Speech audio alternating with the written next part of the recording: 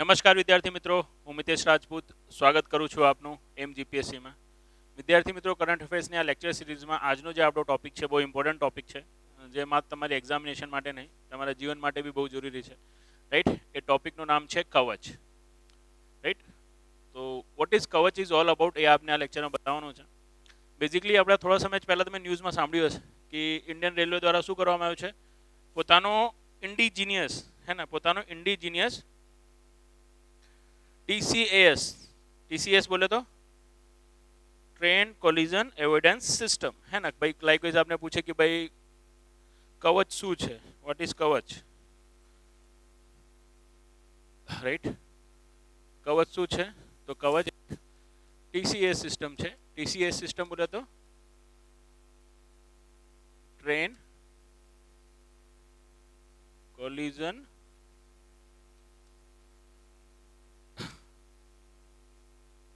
એવોઇડન્સ system હે ને.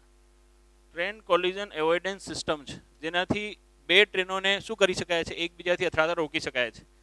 હેડ on બી અથડાતા રોકી શકાય છે, પાછળથી બી. હેડ ઓન એટલે સામ સામે જ્યારે આવતી હોય ત્યારે રોકી શકાય છે, અને પાછળથી એટલે એક જતી હોય અને પાછળથી આવીને ઠોકી દે છે જે બીજી, એને બી રોકી શકાય છે હે ને. પોતાનું ઇન્ડિજિનિયસ શું છે, ટ્રેન કોલિઝન એવિડન્સ સિસ્ટમ છે, જેનું નામ ભારત સરકાર દ્વારા કે રેલવે દ્વારા શું આપવામાં આવ્યો છે, તો કવચ આપવામાં આવ્યો છે. હાલમાં જ ન્યૂઝમાં હતું કે ભાઈ એક સાઈડથી શું હતા, જે DRMના મેનેજર હતા એ, અને જીવનમાં સાથે રેલવે બોર્ડના જે મેનેજર હતા એ, અને આ સાઈડ જીવનમાં એક બીજી ટ્રેન હતી, જેમાં કોણ હતા, તો જેમાં જીવનમાં જે આપણા રેલવે મિનિસ્ટર છે અશ્વિની વૈષ્ણવજી એ હતા. તો બંને લોકોમોટિવ બંને ટ્રેનના એન્જિનને એક જ પાટા ઉપર શું લાવવામાં આવ્યો, એકબીજાની તરફ લાવવામાં આવ્યો. તો એક સેફ ડિસ્ટન્સ ઉપર શું લાગી ગઈ, ઓટોમેટિક બ્રેક લાગી ગઈ. કેમ કે બંનેમાં શું કરવામાં આવ્યું હતું, જે કવચ સિસ્ટમ છે ને, કવચ સિસ્ટમ ઇન્સ્ટોલ કરવામાં આવ્યો હતો. તો આ જે કવચ સિસ્ટમ છે, કેવી રીતે વર્ક કરે છે, કેવી રીતે બે ટ્રેનને અથડાતા રોકી શકાય છે, એને આપણે સમજવું છે. અને બહુ આરામથી શું કરીશું, આપણે એને સમજીશું હે ને. જેમ કે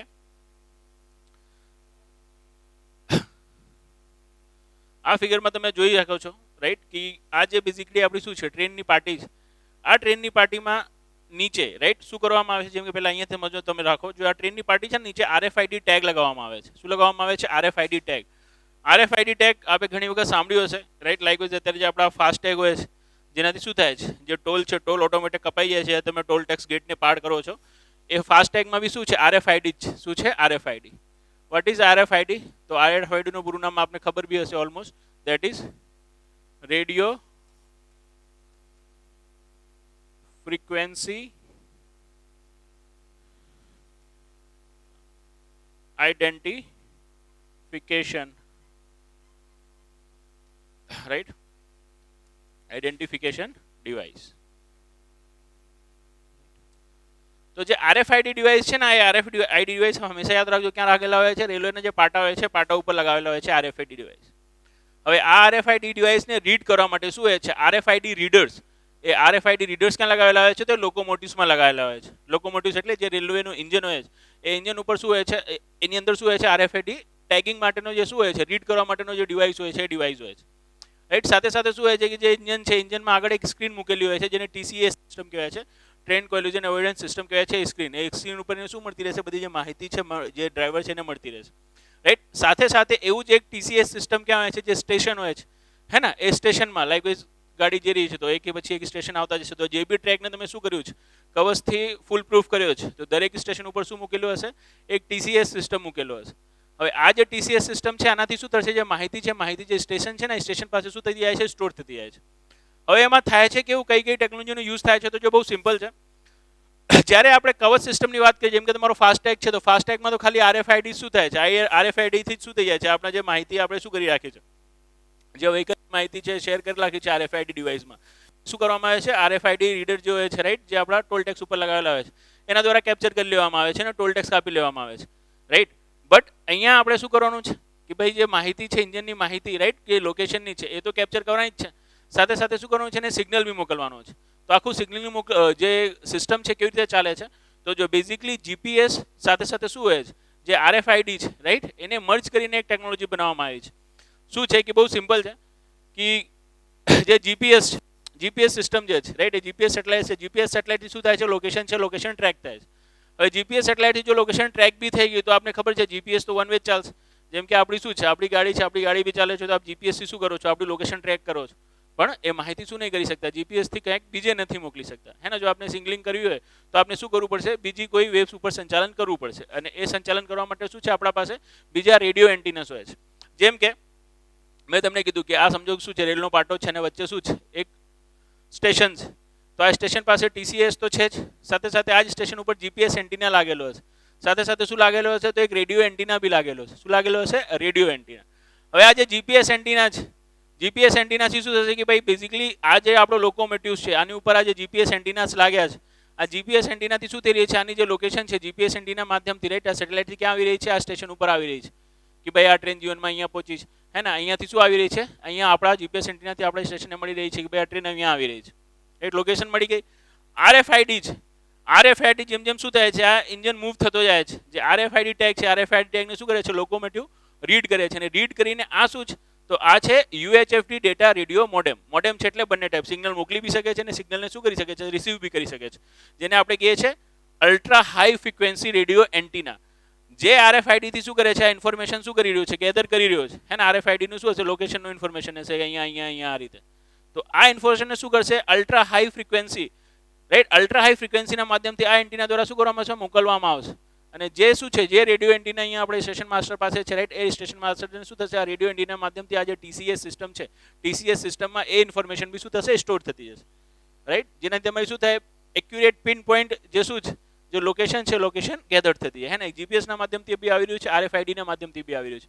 હવે શું થયું કે ભાઈ જ્યારે આને અહીંયા ઇન્ફોર્મેશન મળી, રાઈટ, અને આ જે ટ્રેન છે, આ ટ્રેનની ઇન્ફોર્મેશન આને મળી ટીસીએસ સિસ્ટમને, તો ટીસીએસ સિસ્ટમમાં શું કરવામાં આવ્યો છે, આપણો આવો સોફ્ટવેર ડેવલપ કરવામાં આવ્યો છે આર્ટિફિશિયલ ઇન્ટેલિજન્સ ઉપર, કે જ્યારે શું આવી જાય છે, જો એકબીજાના એ લોકો ડેન્જર ડિસ્ટન્સ ઉપર આવી જાય છે તો એ ઓટોમેટિક સિગ્નલ શું કરી દે, એ ઓટોમેટિક બ્રેક્સ અપ્લાય કરી દે, હે ને. લાઈક સમજો કે સિગ્નલ શું આવી ગયું, બંને તરફથી આવી ગયું સ્ટેશન માસ્ટર પાસે કે ભાઈ આ અને આ ટીસીએસ સિસ્ટમ છે, બંને એક જ ટીસીએસ સિસ્ટમથી શું છે, જોડાયેલા છે. તો જો આ સેફ ડિસ્ટન્સ શું થઈ ગયું, ઓછો ડિસ્ટન્સ થઈ ગયો, રાઈટ. લાઈક શું થઈ જાય છે, બંને ટ્રેન જો એક જ પાટા ઉપર 3 કિલોમીટરના રેડિયસની અંદર આવી જશે, રાઈટ, તો પછી શું થવા લાગે છે, ઓટોમેટિક બ્રેક્સ અપ્લાય થવા લાગે છે, રાઈટ. આ જે ટીસીએસ સિસ્ટમ છે, આ ટીસીએસ સિસ્ટમથી શું થશે, જે સિગ્નલ છે, રાઈટ, એ સિગ્નલ નીકળશે શેના માધ્યમથી, તો રેડિયો એન્ટીનાના માધ્યમથી. અને એ રેડિયો એન્ટીના માધ્યમથી કોને કનેક્ટ કરશે, આ જે તમારો મોડેમ અહીંયા લગાવી રાખ્યો છે, આ તમે જે રેડિયો એન્ટીના લગાવી રાખ્યો છે એને કનેક્ટ કરશે, અને એને કનેક્ટ કરીને શું કરશે, અહીંયા જે ટીસીએસ સિસ્ટમ તમે અપ્લાય કરી રાખ્યું છે, આ ટીસીએસ સિસ્ટમથી જે બ્રેક્સ છે, બ્રેક્સ અપ્લાય થવા લાગશે, અને બંને ટ્રેનો શું કરવા લાગશે, રોકાવા લાગશે, રાઈટ.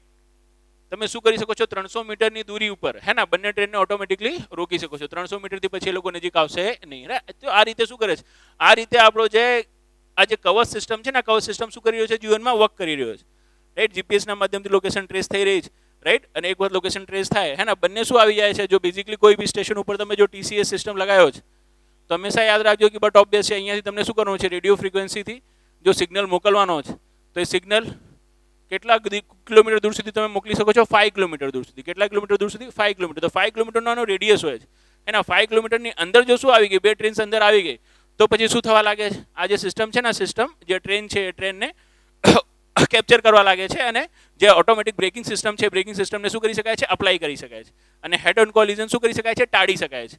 ઇન કેસ શું થયું કે ભાઈ સમજો કે અહીંયાથી ટીસીએસ સિસ્ટમ દ્વારા શું નહીં કરવામાં આવ્યું, જે અલ્ટ્રા હાઈ ફ્રીક્વન્સી છે એના દ્વારા જે સિગ્નલિંગ છે નહીં કરવામાં આવ્યો, તો બી જો શું થશે કે બે ટ્રેન વધારે નજીક આવી જશે ને એકબીજાથી, તો અહીંયા જો અહીંયા બી શું છે, રેડિયો એન્ટીના છે, ને અહીંયા બી શું છે, રેડિયો એન્ટીના છે. આ બંને અલ્ટ્રા હાઈ ફ્રીક્વન્સીથી શું કરે છે, ડેટા અપ્લાય કરી લે છે, રાઈટ. રેડિયો કોમ્યુનિકેટ કરી લે છે, અને ઓટોમેટિક શું થઈ જાય છે, જે બ્રેક છે ને, બ્રેક અપ્લાય થઈ જાય છે. તો ભાઈ બહુ સિક્યુરિટી લેવલ જે છે ને, એમાં સેકન્ડ લેવલનો સિક્યુરિટી લેવલ છે ને, બે લેવલથી આપ શું કરી શકો છો, અને ચેક ઓન કરી શકો છો, અને હેડ ઓન કોલિઝન જે છે, હેડ ઓન કોલિઝનને શું કરી શકો છો, જે રોકી શકો છો, રાઈટ. જે બેક લોકેશન છે, બેક લોકેશનને બી આપ રોકી શકો છો, મતલબ બ્લેક જે કોલિઝન છે, બેક કોલિઝનને બી રોકી શકો છો.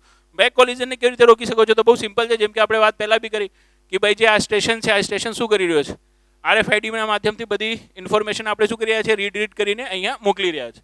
તો તમારી લોકેશન ટાઈમની સાથે શું થઈ ગઈ છે, અહીંયા ટીસીએસ સિસ્ટમમાં ફીડ થઈ ગઈ છે, રાઈટ. આપની સ્પીડ ફીડ થઈ ગઈ છે, કેમ કે આરએફઆઈડીના બે આરએફઆઈડીનો શું છે, આપણી પાસે ડિસ્ટન્સ, તો એક આરએફઆઈડીથી બીજા આરએફઆઈડીમાં પહોંચવામાં લોકોમોટિવને કેટલો સમય લાગ્યો, એના અકોર્ડિંગલી શું થઈ ગયા, અને સ્પીડ ખબર પડી ગઈ.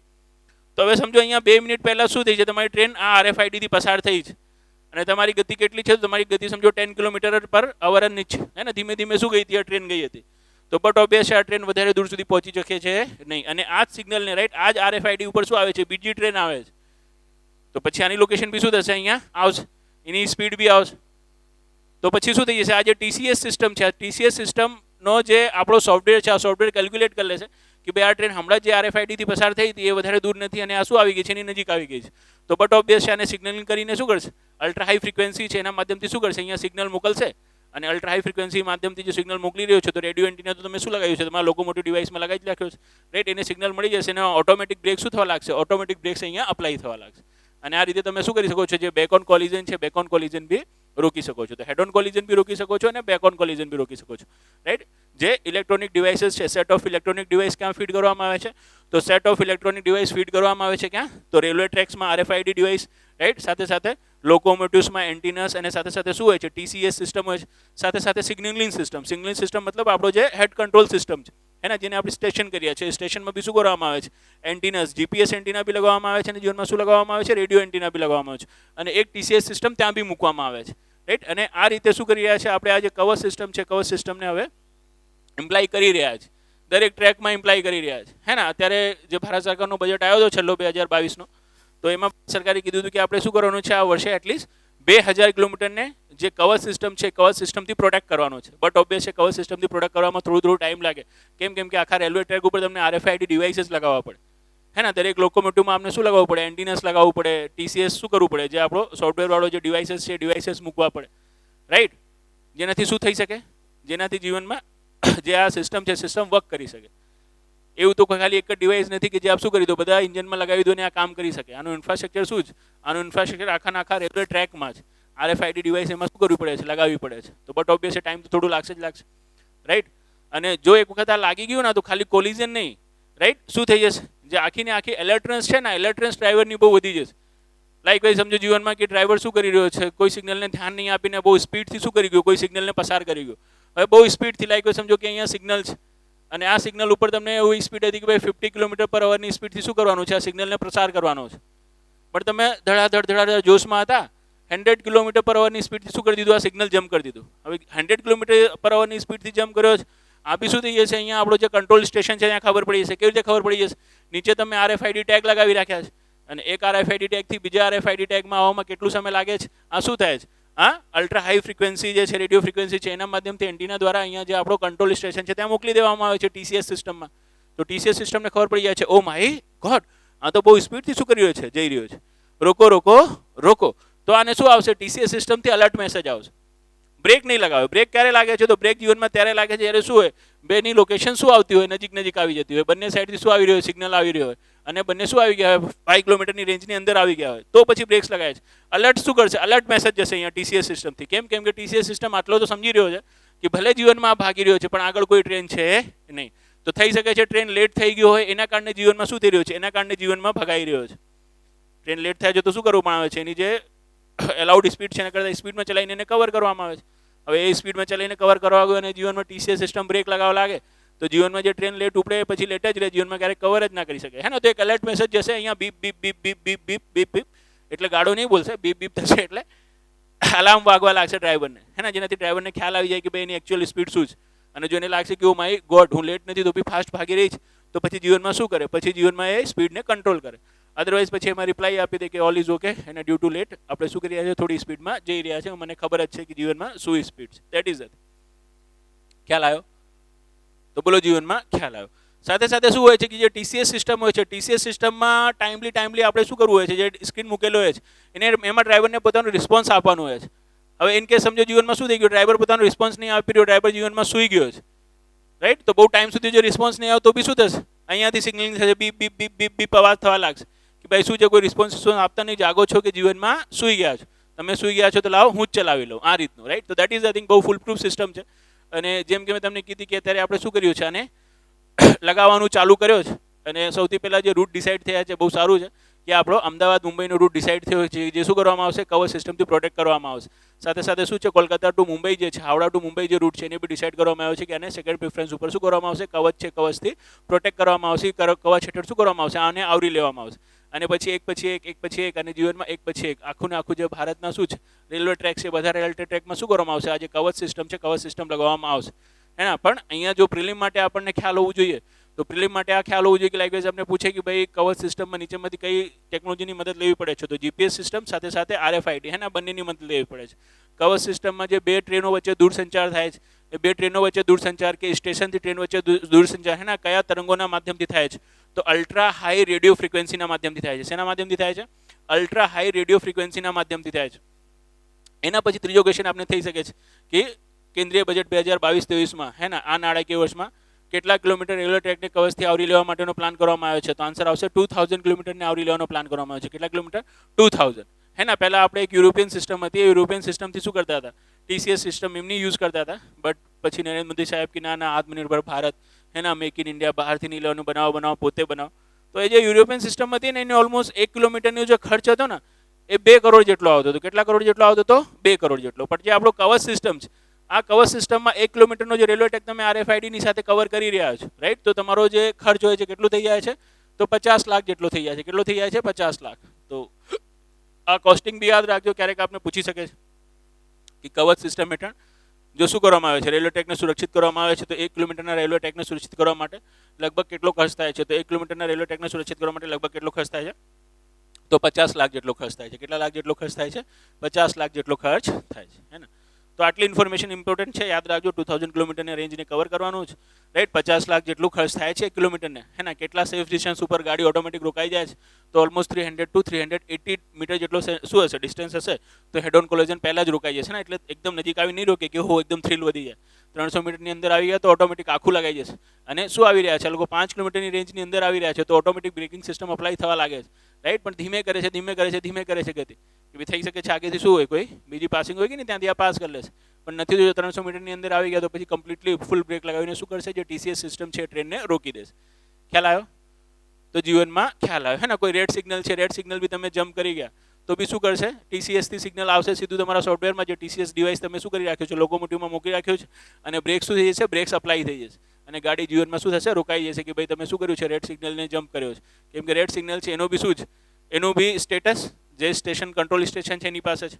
સાથે સાથે RFID થી શું મળી ગયું? તમારું લોકેશન મળી ગયું. ભાઈ તમે હમણાં જ શું કર્યું છે? પસાર કર્યું છે. જીપીએસના માધ્યમથી શું થઈ રહ્યું છે? તમારું લોકેશન મળી રહ્યું છે.